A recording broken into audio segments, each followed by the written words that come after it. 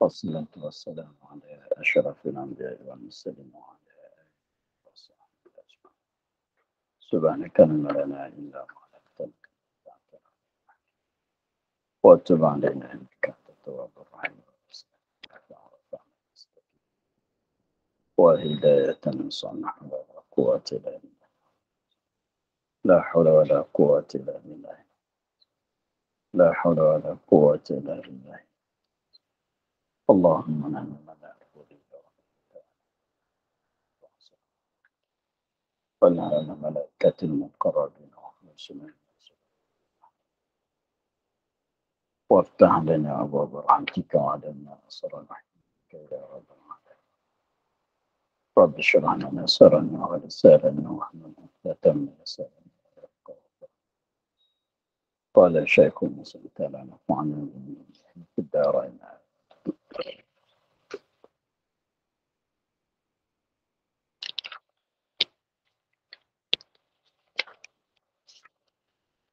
Sekian.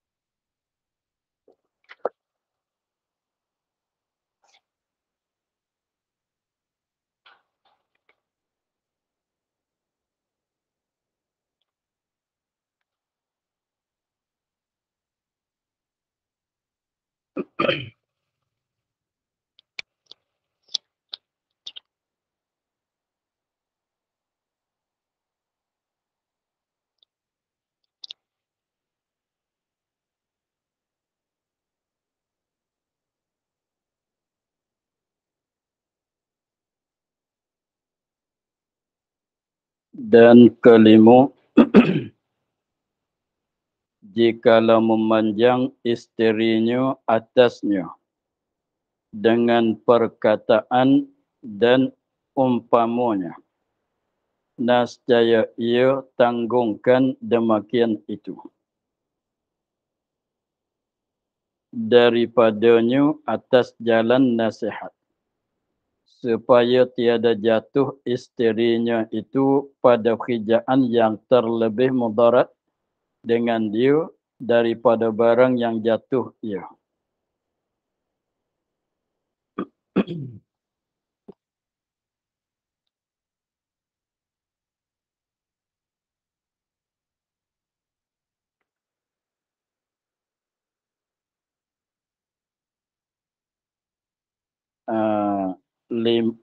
Lima daripada lima perkara.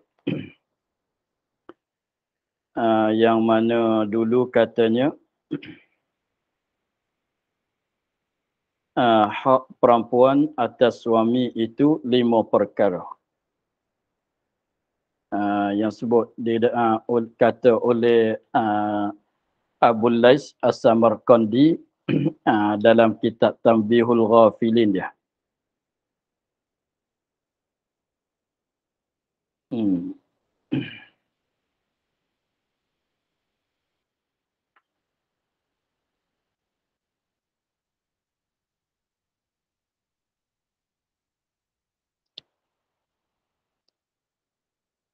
Katanya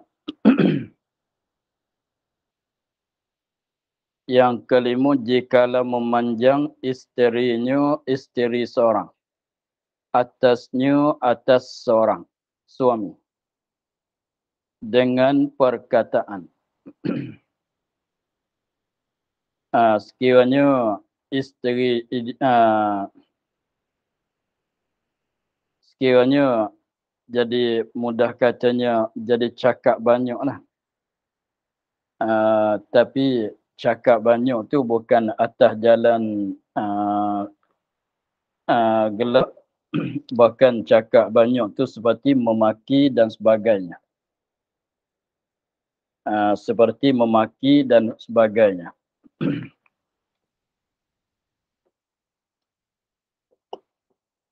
Itu maknanya, dan jikalau memanjang jikalau memanjang isterinya, isteri seorang atasnya, atas seorang, yakni atas suami lah. Jadi maknanya isteri itu jadi bercakap banyak, memaki ke masalah atasnya. Jadi perkataan yang dikeluar daripada isteri itu perkataan yang tak disukai oleh suami. Sekiranya kalau berlaku begitu, jikalau memanjang isteri atasnya dengan perkataan, adalah dia macam apa dia memaki ke masalah atau dia merapat ke masalah, dan umpama perkataan, umpama perkataan. Jadi maknanya maksud di sininya apabila perkataan yang keluar daripada isteri itu perkataan yang tak disukai oleh suami, artinya perbuatan yang dilakukan oleh isteri itu perbuatan yang tak disukai oleh suami.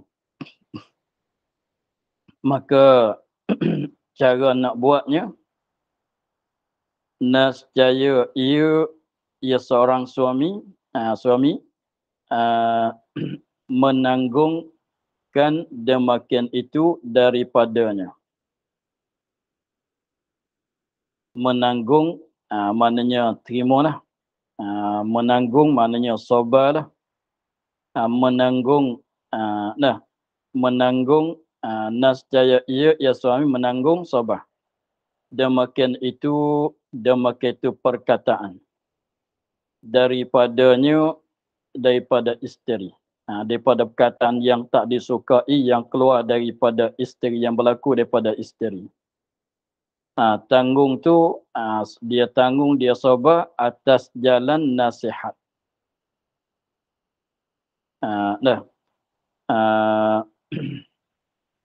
Jadi sekiranya kalau ada isteri itu bercakap banyak kemasalan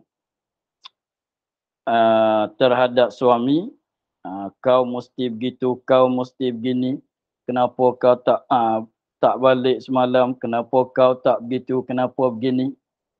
Jadi rupanya begitu, jadi tak sedap dengar lah. Dia ada juga tu, setengah orang tu, setengah suami isteri tu jadi suami tu lembab sikit, tapi sebelah balik isteri itu cergas. Jadi kena jadi setiap hari lah kena suami tu. Kau kenapa tak begitu, kau kenapa tak buat begini sepatut, kau kena begitu sepatut, kau kena begini, diajarkan oleh isteri. Tapi suami tak nak suka lah dengan begitunya. Jadi pandai-pandai dia pula pada suami. Itu masalah katanya jikalau isteri itu memanjangkan cakapan terhadap suami. Maka sebelah balik suami itu nak buat macam mana, dia sabarlah. Dia sabar, lagi pulaknya dia kena tanggung.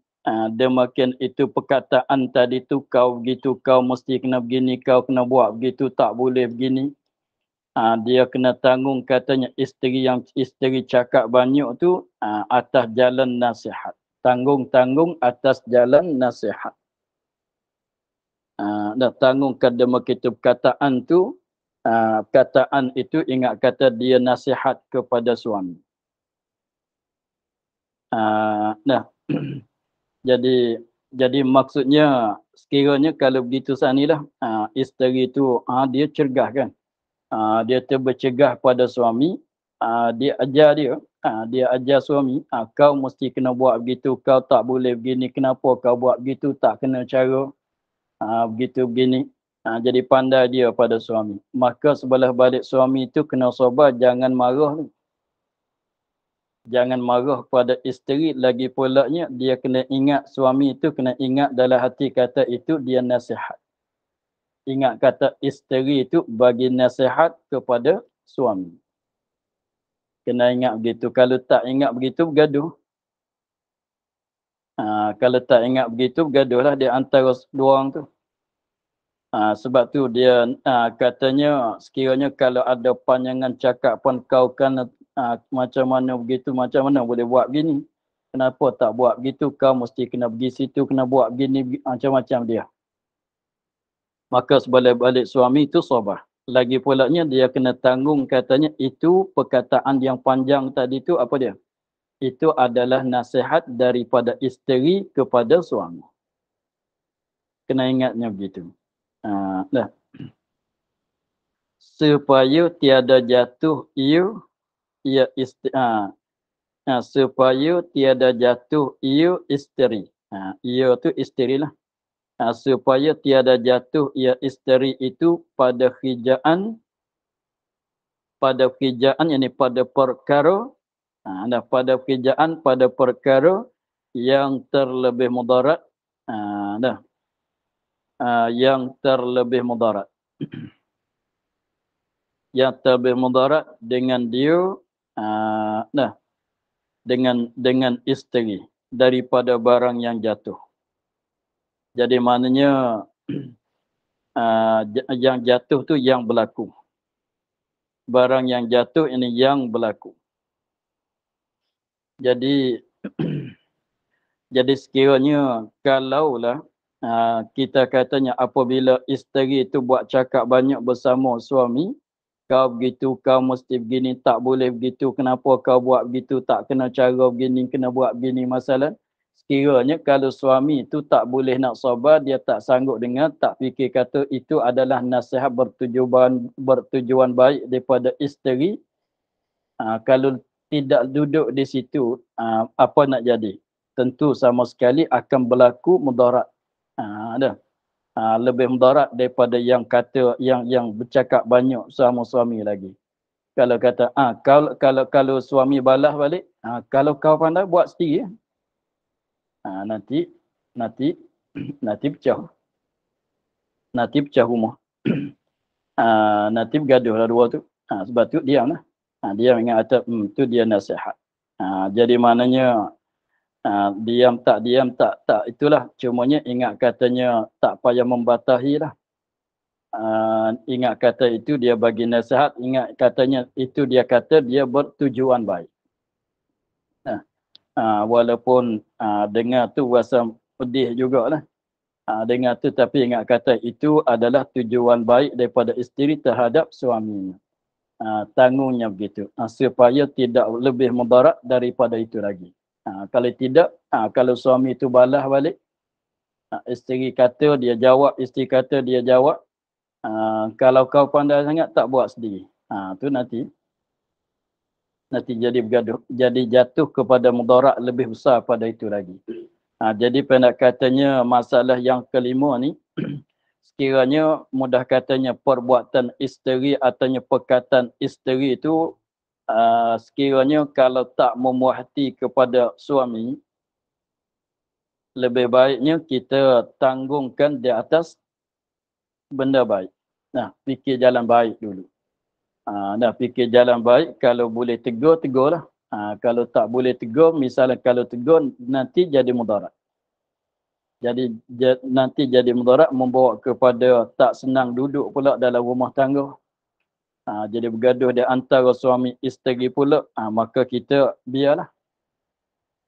Sebab tu masalahnya apabila ada berlakunya begitu, sebab tu dalam setengah-setengah tu dia katanya jangan boleh nak tegur ajarkan isteri sekiranya kalau dia terima akan teguran, akan ajaran itu.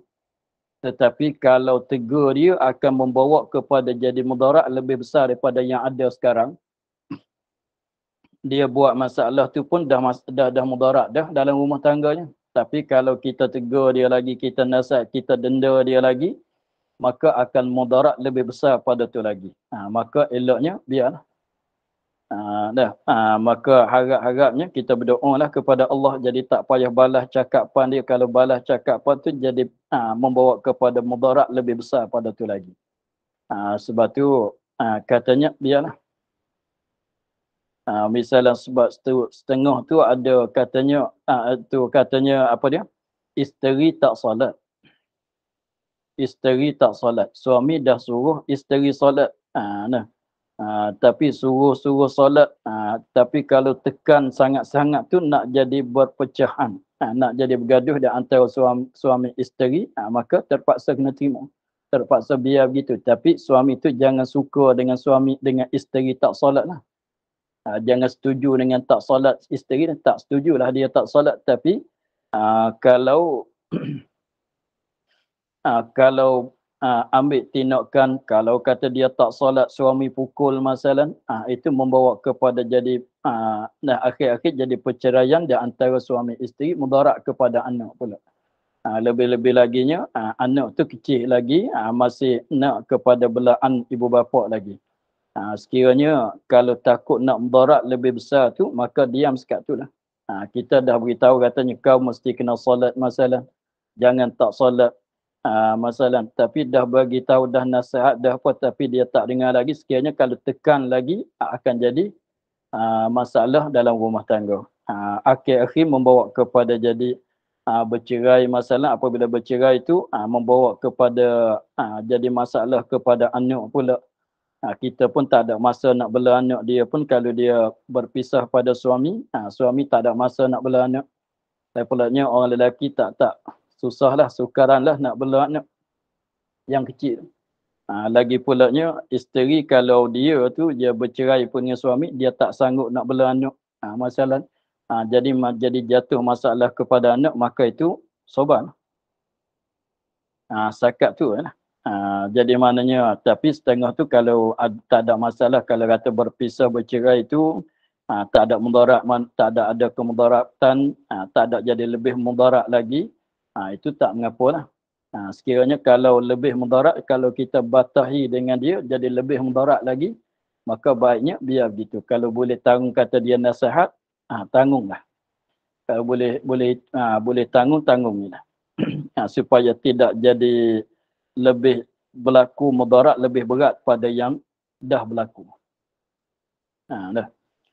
Itulah masalah dalam rumah tangga tu. Balik suami pun kena tahu juga. Nanti jangan semata-mata nak tegur, nak ajar semata-mata, nak denda, nak apa semata-mata, bukan dia juga.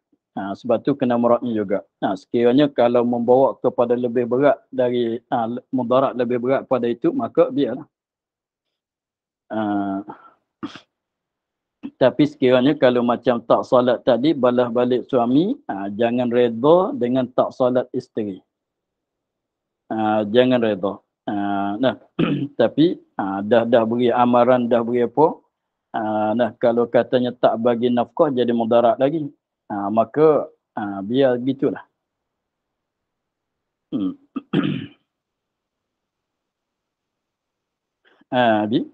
Dan sebeda ia ya Nabi SAW tiada menyakiti seorang perempuan akan suaminya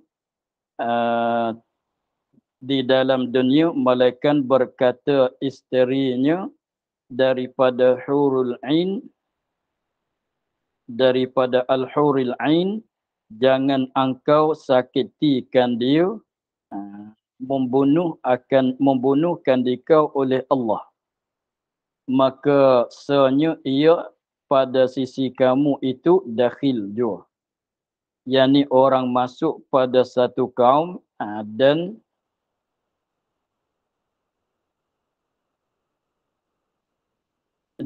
tiada ia daripada mereka itu hampir bahawa dan tiada ia daripada mereka itu hampir bahawa mencerai ia akan kamu kepada kami.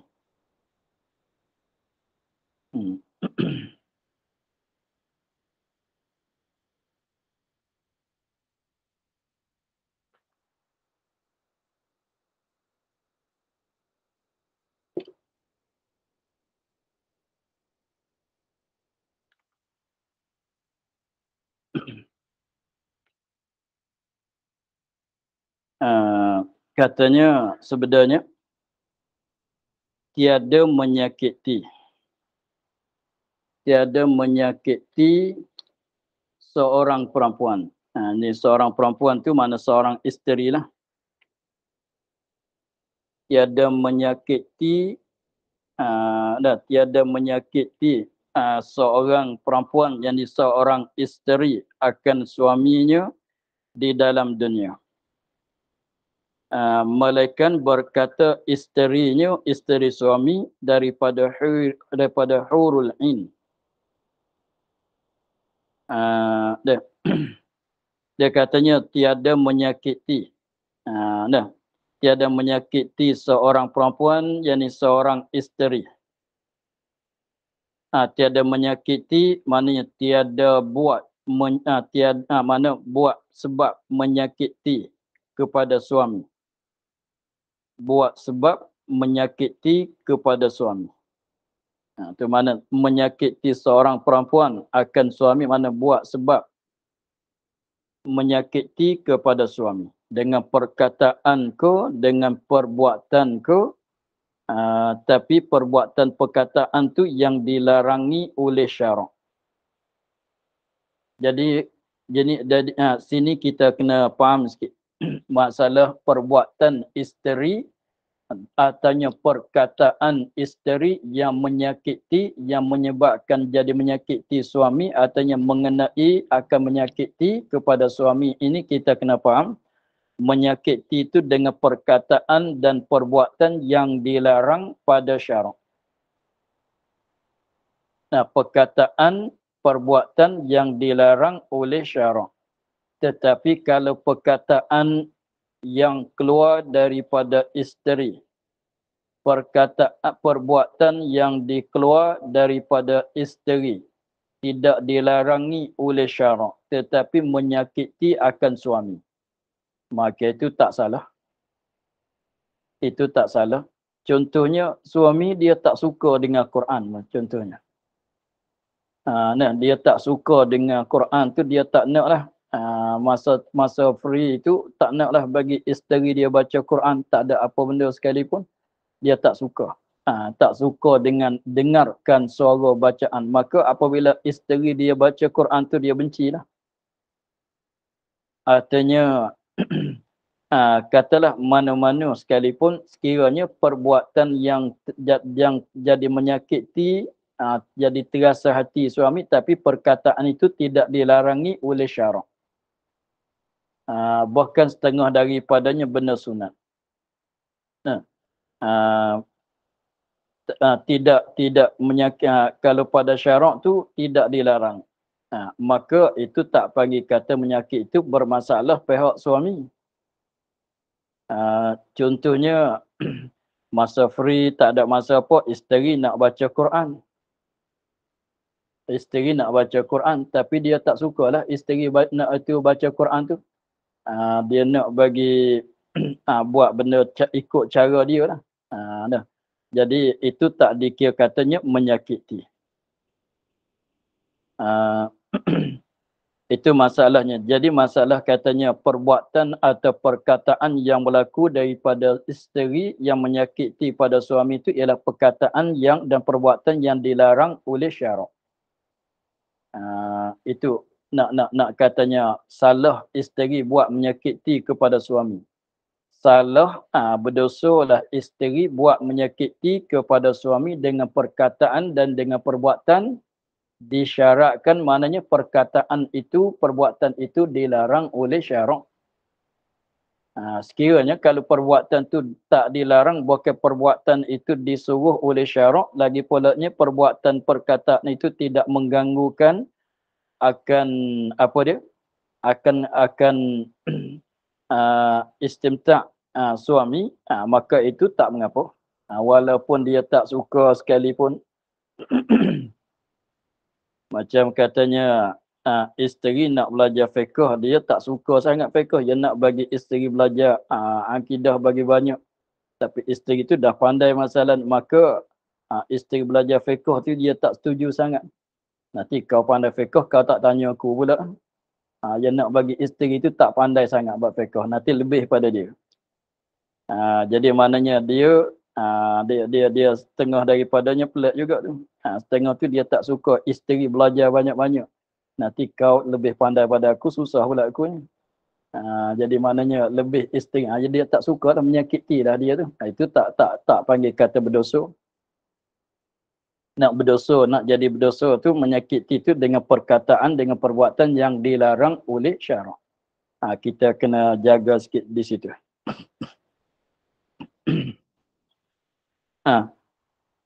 Tiada menyakiti seorang perempuan, yakni seorang isteri akan suaminya di dalam dunia, masa hidup dunia ni lah.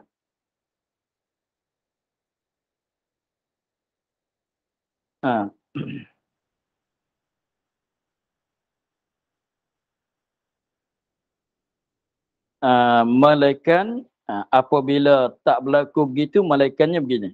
Malaikat berkata isterinya isteri bagi suami.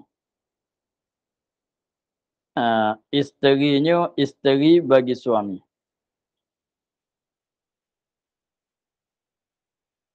Berkata isteri, kita panggil apa dia? Bakal. Bakal isteri di syurga nanti. Bakal isteri bagi suami yang di dalam syurga nanti ialah daripada al-huril ain, bidadari.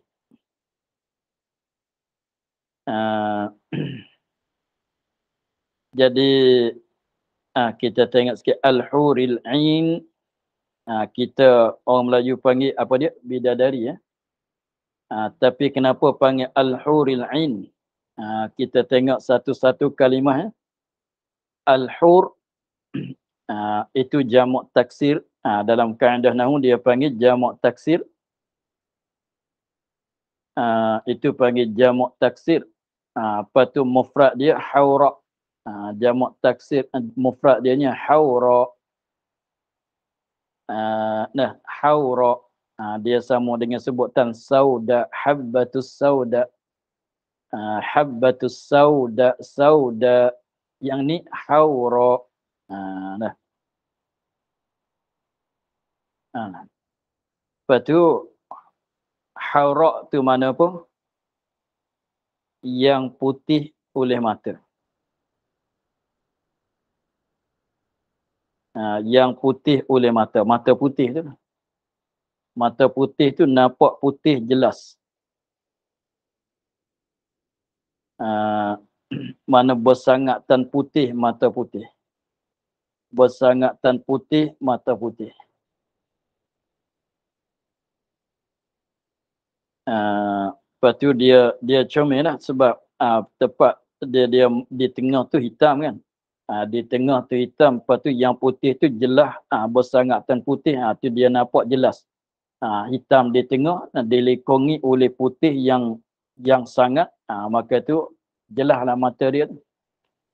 Lagi apa tu al-ain, ini pun jamak juga, jamak bagi aina. Jamak bagi aina mana yang luas mata. Maknanya keluput mata dia tu luas. Yang keluput mata dia tu luas.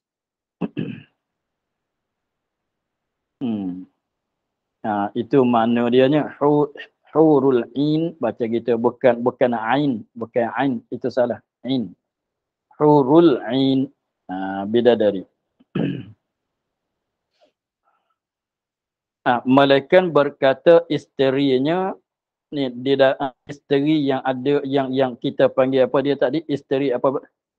Bakal isterinya daripada bidadari. Sebab setiap orang mukmin dah disediaikan bidadari di dalam syurga.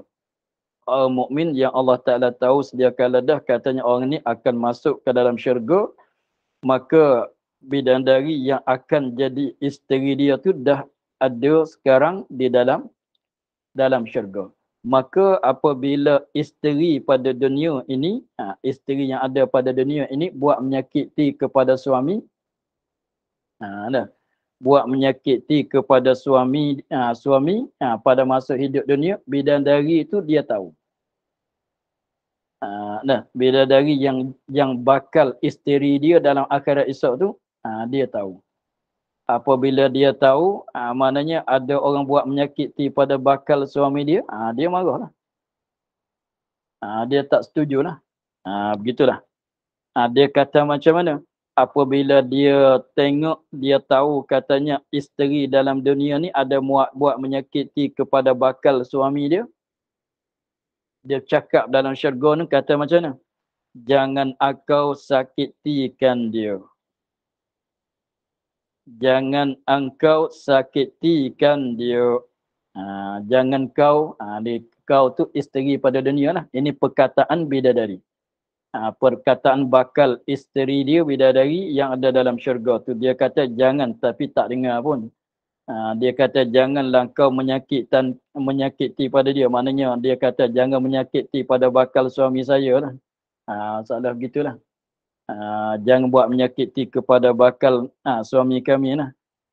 Maknanya begitulah. Kemudian jangan engkau menyakiti. Apa tu perkataan membunuhkan dikau tu, membunuhkan dikau oleh Allah. Ini bukan katanya minta. Ini dia panggil perkataan dikata apabila nak diguna pada perkara yang tak disukai.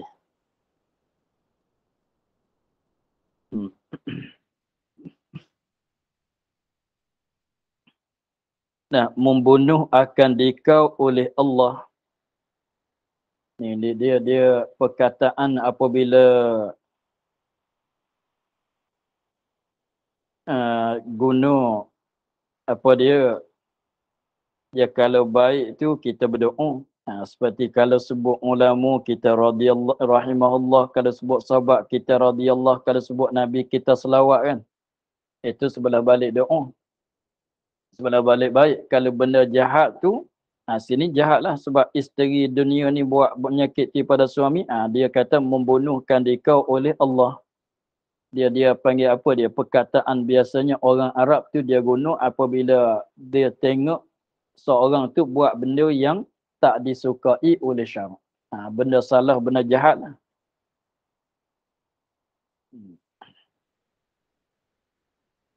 Tu. Tapi bukan katanya Allah nak minta daripada Allah membunuhkan isteri pada dunia. Bukan begitu. Tapi perkataan apa dia diguna pada memaki. Perkataan yang diguna pada memaki. Itu adab orang Arab tu dia guna.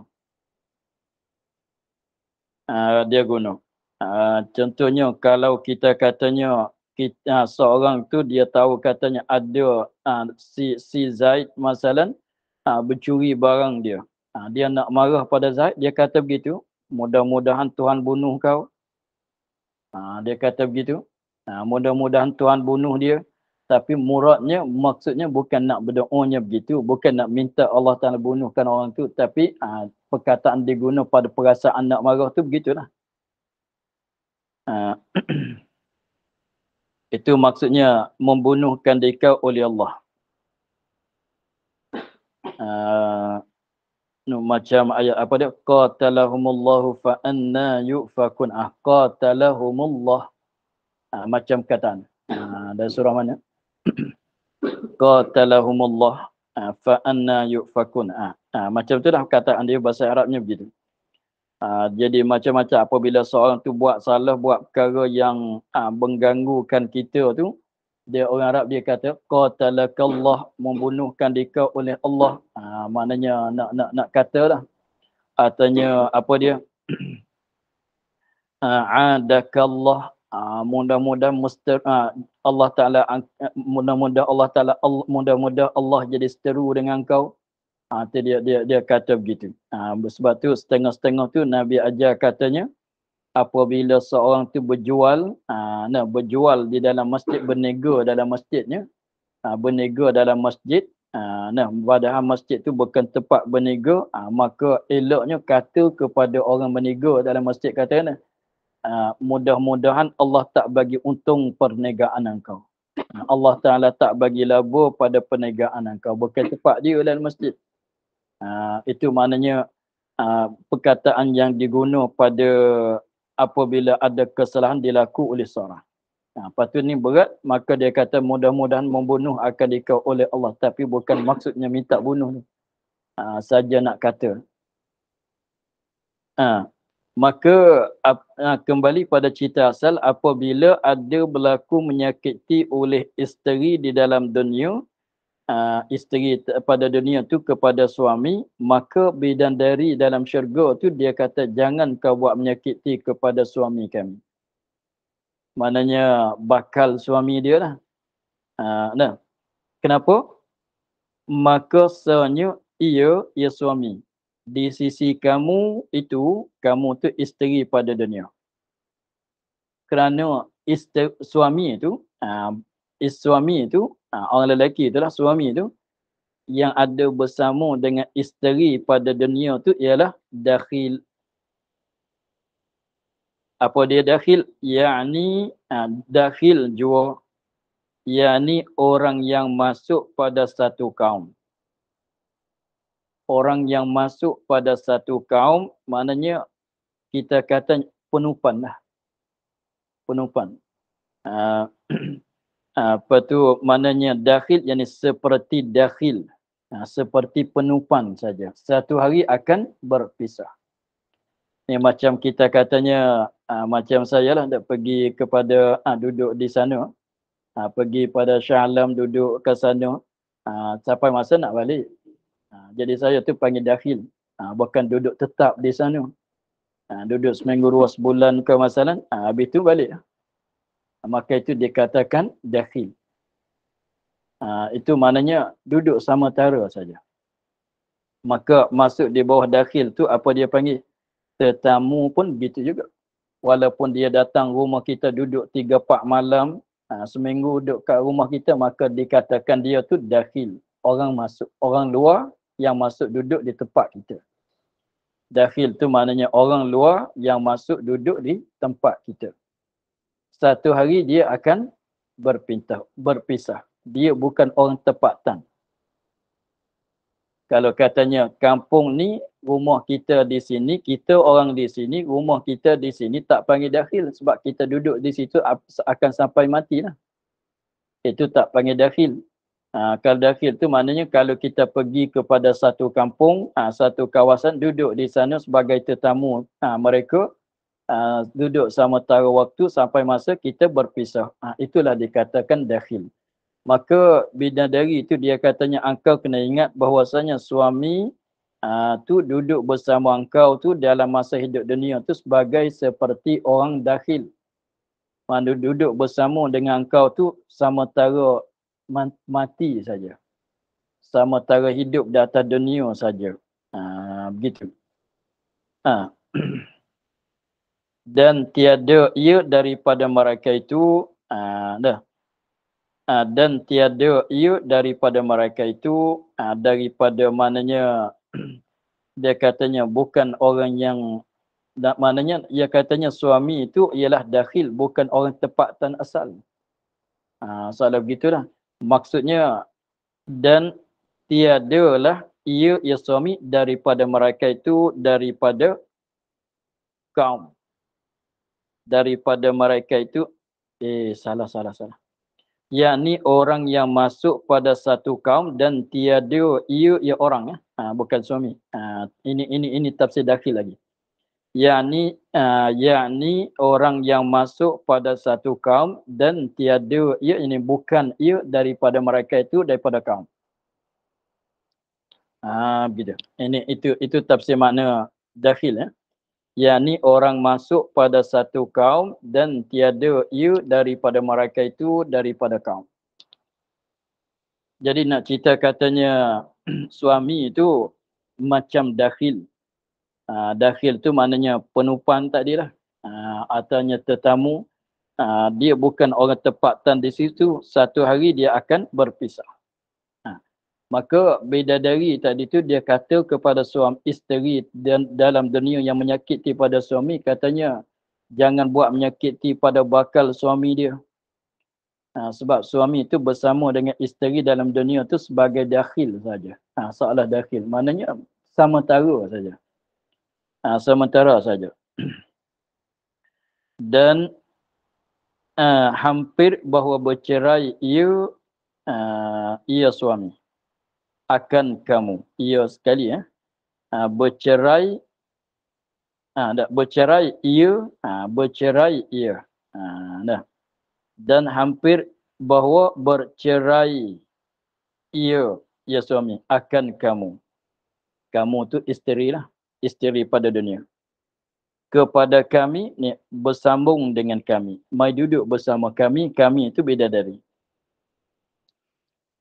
Dia memanglah begitulah. Jadi kita maklum bahawasanya isteri itu kalau isteri pada dunia tu akan bersama suami juga dalam syurga kan. Bersama juga. Bersama akan masuk syurga, berduduk bersama dengan suaminya. Sekiranya mati dalam keadaan tidak bercerai. Mati dalam keadaan bercerai. Mati siapa-siapa dulu, bukan katanya belum mati itu dah talak, dah bercerai, itu tak akan beripung dah dalam syurga. Sekiranya kalau bercerai mati lah, kita katanya antara suami isteri itu bercerai mati, maka isteri akan duduk bersama dengan suami dalam syurga, dan suami itu bukan seorang tu saja, isteri dia akan ada bidadari ramai lagi jadi isteri bagi suami. Lepas tu masalahnya apabila contohnya seorang suami itu meninggal. Apabila suami itu meninggal, isteri kahwin dengan suami lain pula. Bukan maknanya suami yang pertama tu berpisah dengan isterinya dengan sebab mati, bukan dengan sebab talak. Jadi seorang perempuan tu masa muda-muda ni dia kahwin, awal-awal dia kahwin dengan seorang masalan. Tiba-tibanya suami itu meninggal. Apabila suami itu meninggal, dia kahwin dengan suami lain pula. Lepas tu berkahwin dengan suami lain tu berpisah mati dah dua tu. Maka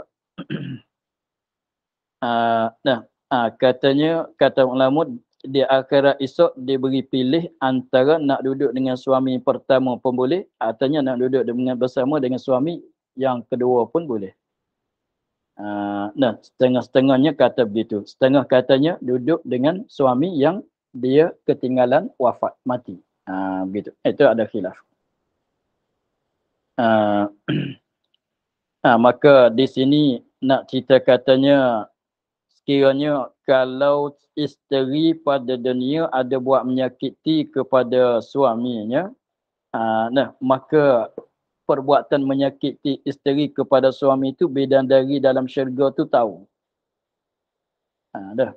Dan bidadari itu memanglah dia cukup kasih pada suaminya. Maka dia tahu, maka dia marahlah pada isteri di atas dunia ni buat menyakiti pada bakal suami dia. Lagi pula katanya, kalau kau buat gitu, ingat tak lama isteri tu, suami kau tu akan berpisah dengan kau, akan bersambung dengan kami pula. Jadi maknanya kena jaga baik-baik lah.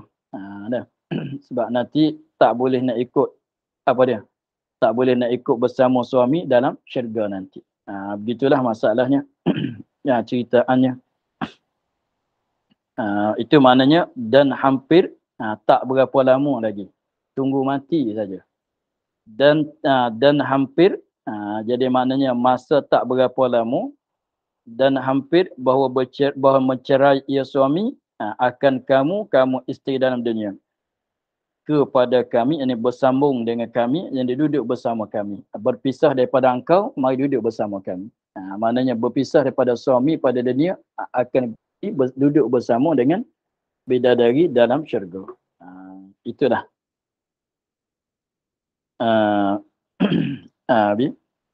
Maka untuk hari ini kita akhir di situ pada katanya, dan sabda Rasulullah, apabila bermalam perempuan, hal keadaannya meninggal ia akan hamparan lakinya. Nascaya dilaknatkan dia oleh malaikat hingga berpagi-pagi ia. Wallahu a'lam. Alhamdulillah rabbil alamin. A'udzubillahi Bismillahirrahmanirrahim. Alhamdulillah rabbil alamin. Wassalatu wassalamu ala asyrafil anbiya'i wal mursalin. Wa ala